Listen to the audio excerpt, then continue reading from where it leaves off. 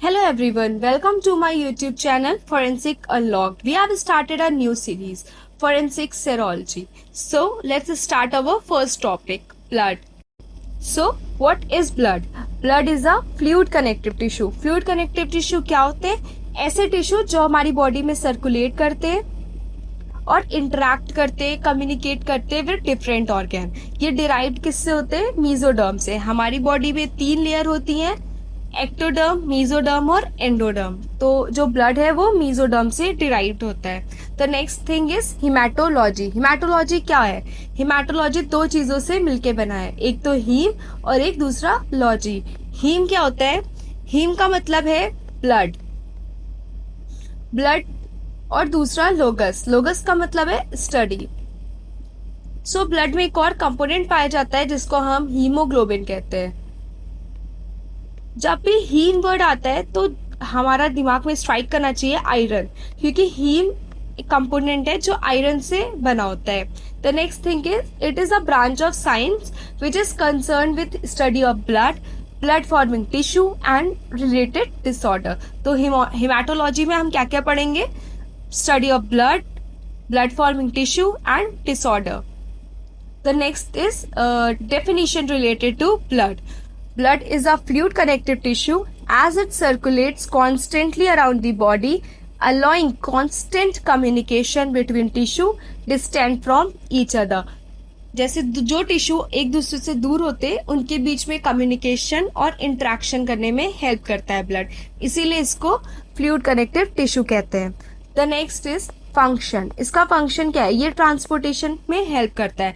किस चीज की? Oxygen, nutrients, hormone, heat, protective substance और क्लॉटिंग फैक्टर.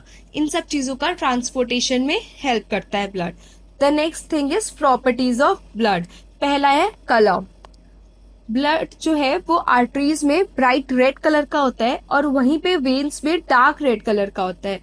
ब्लड का फोरेंसिक सिग्निफिकेंस क्या है कि जब कोई क्राइम सीन पे हमें ब्लड मिलता है, अगर वो फ्रेश है तो वो ब्राइट रेड कलर का होगा. जैसे जैसे वो ड्राई होता जाएगा वो डार्क ब्राउन या ब्लैक हो जाता है. दूसरा है मास. जो मास है हमारी बॉडी में ब्लड का कितना वेट है वो 8% ऑफ बॉडी वेट कॉन्स्टिट्यूट करता है. The third is pH. Blood का पीएच एल्कलाइन होता है, मीन 7 से ऊपर होगा, 7.35 और 7.45 के अराउंड. चौथा है टेस्ट, सॉल्टी होता है. The next is temperature. Temperature कितना होता है? 38 डिग्री सेंटीग्रेड या 100.4 डिग्री फ़ारेनहाइट होता है. The next is viscosity. Viscosity क्या होता है? थिकनेस या स्टिकी. ब्लड वाटर से कितना थिक या स्टिकी है ये इसकी विस्कोसिटी होती है. तो ये 3 to 4 टाइम्स मोर विस्कस होता है वाटर से. The next is volume. Blood हमारी बॉडी में 5 to 6 लीटर प्रेजेंट होता है बाय वॉल्यूम.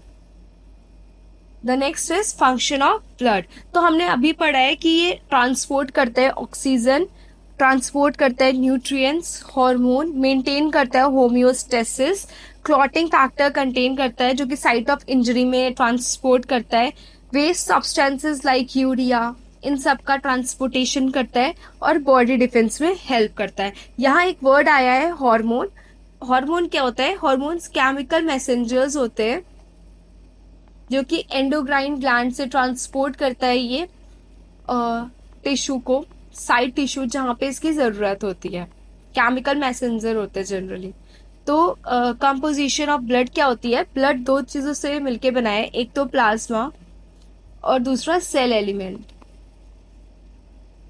प्लाज्मा जो है वो 55% प्रेजेंट होता है और सेल एलिमेंट 45% प्रेजेंट होते हैं. ये 3 सेल एलिमेंट्स होते हैं. एक होता है आरबीसी, एक होता है डब्ल्यूबीसी, एक होता है प्लेटलेट्स. आरबीसी को हम एरिथ्रोसाइट्स कहते हैं, डब्ल्यूबीसी को हम ल्यूकोसाइट्स कहते हैं और प्लेटलेट्स को हम थ्रोम्बोसाइट्स कहते हैं. The next is difference between plasma and serum. ये बहुत इंपॉर्टेंट है कंपटीशन के लिए भी और कॉलेज में भी. 2 मार्क्स 3 मार्क्स में ये बहुत पूछा जाता है कॉलेज में।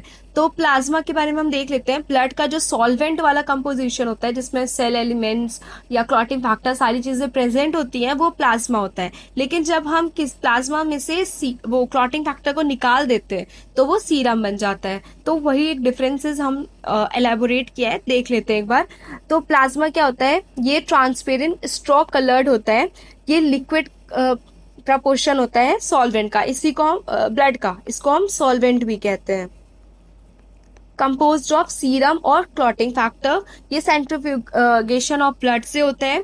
और एंटीकोगुलेंट्स प्रेजेंट होता है। एंटीकोगुलेंट्स क्या होते हैं, ये प्रिवेंट करते हैं ब्लड क्लॉटिंग को। हमारी बॉडी का नेचुरल एंटीकोगुलेंट कौन होता है, हिपैरिन। Very important question.